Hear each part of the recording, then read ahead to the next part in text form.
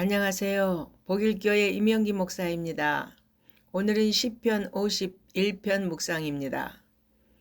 이 시는 다윗이 밧세바를 빼앗고 우리아를 죽음에 이르게 한 죄에 대해 나단 선지자에게 혹독한 책망을 들은 후 지은 것입니다.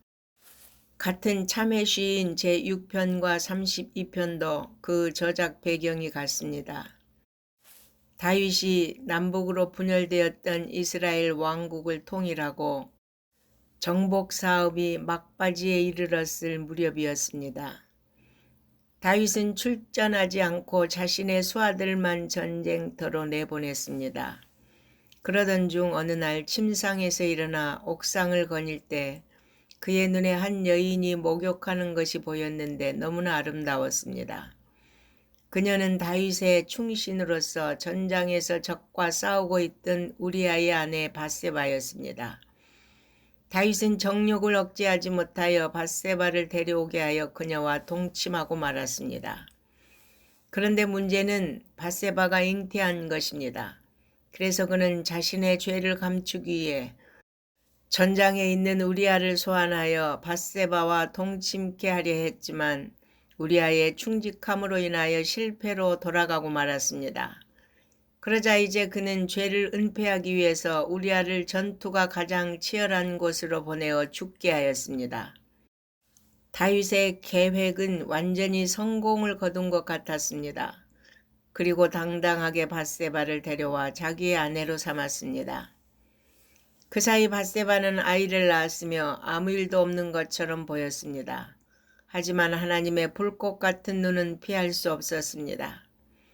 하나님이 보내신 선지자 나단이 들려준 가난한 자의 암양을 빼앗아 손님을 대접한 부자의 이야기를 듣고 부자는 죽어 마땅하다며 붕괴했던 다윗은 그 이야기가 자신의 이야기임을 알게 되자 하나님 앞에 엎드려 통회 자복합니다.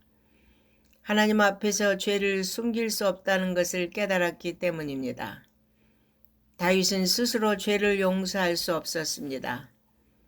그가 할 수 있는 최선의 길은 나의 죄악을 지워주소서, 나의 죄악을 맑게 씻으소서, 나의 죄를 깨끗게 하소서라고 철저하게 애통하며 부르짖는 일뿐이었습니다.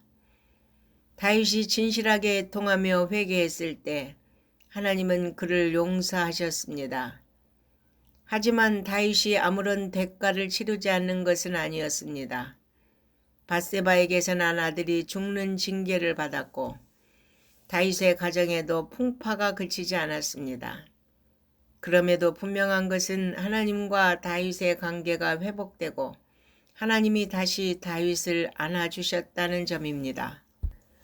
하나님은 죄를 용서하는 과정에서 다윗에게 한 가지 깨달음을 주셨습니다.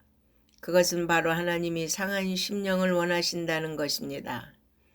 다윗은 하나님이 진정으로 원하시는 것은 종교적인 예배가 아니라 애통하고 통회하는 심령임을 알게 되었습니다. 상한 심령 없이는 아무리 작아 보이는 죄라도 용서받을 수 없다는 것을 알고 하나님 앞에 엎드려야 합니다. 진심으로 죄를 뉘우치는 사람이 귀한 시대입니다. 다윗이 위대한 이유는 그가 철저하게 회개했기 때문입니다. 우리의 죄보다 하나님의 긍휼과 인자하심이 더욱 크다는 것을 믿고 상한 심령으로 주님 앞에 나아가십시오. 긍휼과 은혜를 구하십시오. 그 가운데 죄 용서와 구원과 회복의 은혜가 넘칠 것입니다. 성도 여러분, 어떤 죄를 지었든지 다윗처럼 상한 심령으로 하나님께 나아가서 용서받는 자유함과 기쁨을 누리시기 바랍니다. 아멘.